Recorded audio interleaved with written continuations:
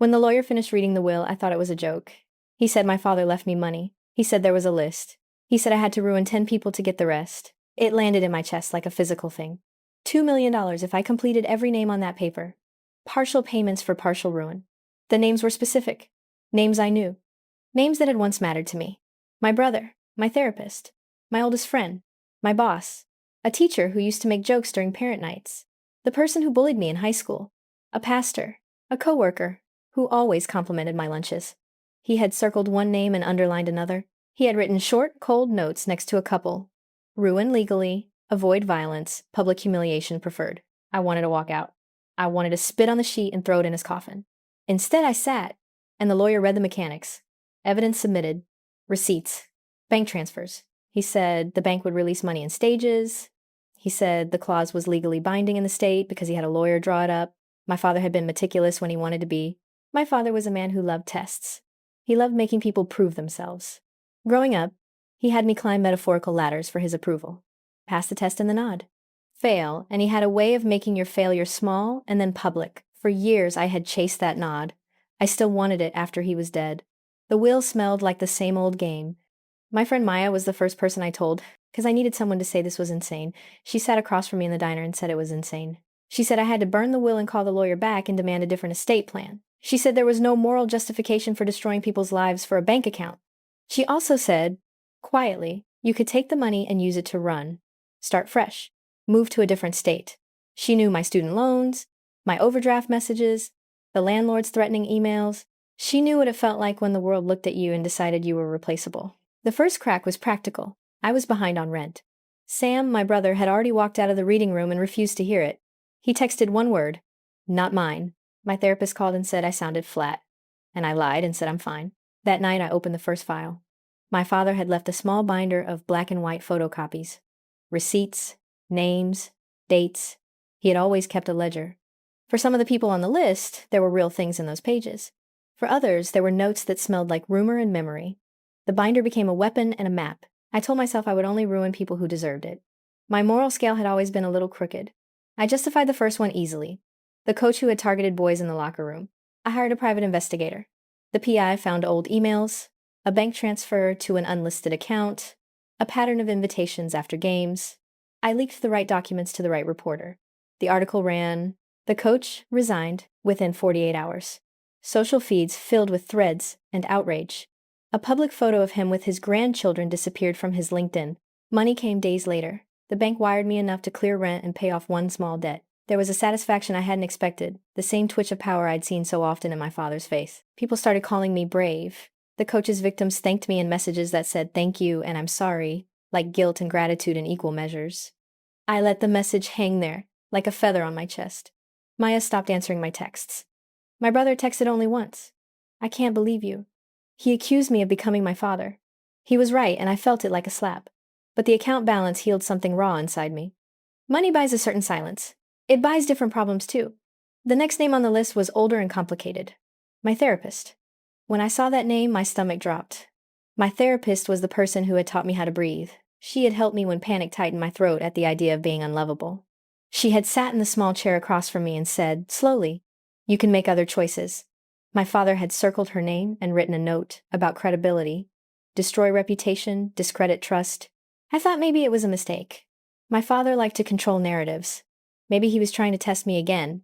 But the will couldn't be argued out of spite. The clause was clear. Documentation of ruin, deposit confirmation. To get the next tranche of money, I had to produce what he asked. I tried to stop. I tried to hand the binder to Maya and say, handle this. She refused. She said getting involved would make her an accessory. She said this was my choice. Sam said the same thing. He sent an email threatening legal action against me if I followed through. Threats didn't feel like protection then. They felt like more consequences. Instead, I dug. I found a photo from a patient's blog that I cropped and labeled with a misleading caption. I pulled private notes from a court case and arranged them in a way that suggested ethical violations. The story hit a local page. Comments lit up. Somebody's life unstitched in public. My therapist lost clients over the week that followed. She called me. She said she trusted me. She reminded me of small things I had said in sessions, what bravery sounded like. She said she didn't understand why I would do this. I hung up and watched my father's face in my head. The nod. The ledger of approval. the feeling of being chosen. The second wave of money landed in my account. With it came a flatness that felt like emptiness spooned into bone. The oh my god moment came in the middle of everything. A morning email from a familiar number said that one of the people I had discredited had attempted to end their life. The hospital had called his sister. There were scribbles on the margins of the doctor's message, a name of a woman who had found him. The newsfeed posted an anonymous comment. She ruined him for a check. It was not anonymous on Reddit. People were pulling threads. My photos, my edits, my captions were being stitched back into the original timeline of things. Someone dug receipts, linking a private investigator I had hired to my bank account. The threads led back to me. I thought about the coach's victims. I thought about my therapist. The man in the hospital was not one of the ones I had targeted for perversion or theft. He had been a forgettable coworker who wronged me once in a small, humiliating way a decade ago. I had been petty. I had been cruel. He was gone, but still alive, and the guilt lodged like a stone. A false victory spun under my feet. I had completed 5 names. The house I could never afford sat in pictures inside my head. The debt relief nagged less. I bought a plane ticket. I flew to look at the house and didn't go inside. On the ride back, the headlines were different. They called me vindictive and bought and paid for. The internet made a collage of my old social posts with the will attached as proof. Friends I had known for years DM'd me with cold questions. Sponsors I had worked with said they were reevaluating. My allies disappeared. Sam stopped answering. Maya blocked me. My therapist sent one short email. Seek help in person. Her name was the one I had crossed off the list with dirty scissors. Legal letters arrived, a defamation suit, a civil suit for emotional distress. The bank froze part of my account pending a review. The man from the hospital filed a police report. Someone in my building took my mail and taped a note to my door that said I should be ashamed. That night, I sat on my kitchen floor and pressed the will into my palm like a hot coal. A lowest point arrived like clockwork. I lost my job because the company said my behavior violated their ethics code. The public humiliation became part of my professional identity. I called my father's home to scream because in my head he was still the architect of all this. The line was dead. Everything that felt like identity, responsible daughter, kind friend, someone trying to build a life, died in that apartment when the landlord put the first notice under the door. I couldn't breathe. I thought about going back to the ledger and changing the entries. I thought about going to jail. I thought about a symbolic death, not being recognized by anyone who had known me before the will.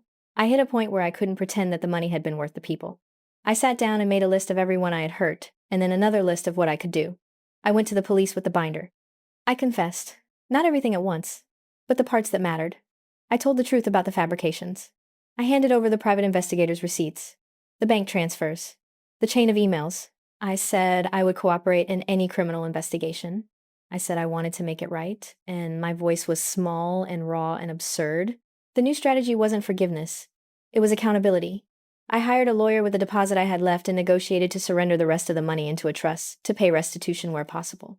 I reached out messy emails and phone calls to everyone I had ruined. Not a public post, not a performative video, direct messages that said, I'm sorry, I lied, I want to fix this if you'll let me. Most didn't answer. One person asked me to transfer money and never speak to their family again. Another called me a monster. I called Maya and left a voicemail that was the worst thing I've ever recorded. An apology that didn't try to explain. She came over 2 days later. She sat on my couch and didn't hold me. She said you had choices. You chose the ledger. But she also said later, when we both had cried, that maybe undoing isn't one straight path, but 1,000 small, honest ones. That was the first thing that felt like hope. The climactic confrontation wasn't dramatic in a courtroom or on TV. It was the day I stood in a room with 3 of the people I had hurt, my lawyer and the local prosecutor. I handed over folders that proved the chain of command, the will, the transfers, the PI invoices. I read aloud a portion of the will that had been recorded on a USB stick, my father's voice before he died, explaining the game.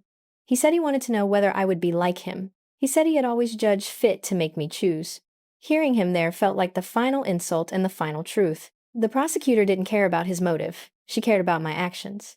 But she also cared about evidence of premeditation in the will. She asked questions. She took my confession. We made a deal. I would enter a diversion program, pay full restitution from the trust, and do public work on restorative justice for harassment victims. In exchange, some charges could be reduced. It wasn't a get-out-of-jail card. It was an attempt to put my hands on the mess and not pretend I couldn't feel the cut. Consequences landed hard. Some people sued. I lost friends. Some of the people I had tried to ruin still refused to speak to me. A man I had accused of embezzlement cleared his name and told reporters he forgave me once I apologized. The coach faced indictment from an independent investigation I helped fund. My therapist forgave me, but wouldn't take me as a patient again. The opposite of the will's opening image wasn't a tidy redemption. It was small. It was moving out of the apartment I bought with dirty money and renting a room above a laundromat. It was Maya bringing over soup at 9 p.m. and refusing to use the word forgive until I earned it. It was therapy again. This time with a clinician who didn't know me and didn't owe me anything. It was paying back the last of the restitution and watching a check clear, feeling the weight lift in a way that wasn't simple relief, but recognition of debt paid. My father left me an inheritance with a list of people to ruin because he wanted to prove what he already believed about me. He thought I would choose him over decency. For a while I did. I followed the map. I became the person who would have made him proud in the worst way. In the end, I chose a different path. It wasn't clean. I didn't save every life I damaged. Some things can't be undone. But I turned over the ledger. I stopped letting his test decide what kind of person I would be. The house I wanted is gone. The nod I craved is gone. What I have now is quieter. A schedule, a therapist, small apologies that sometimes get answered. I live with the knowledge that I did harm and the small, daily practice of trying not to let any version of my father live inside me.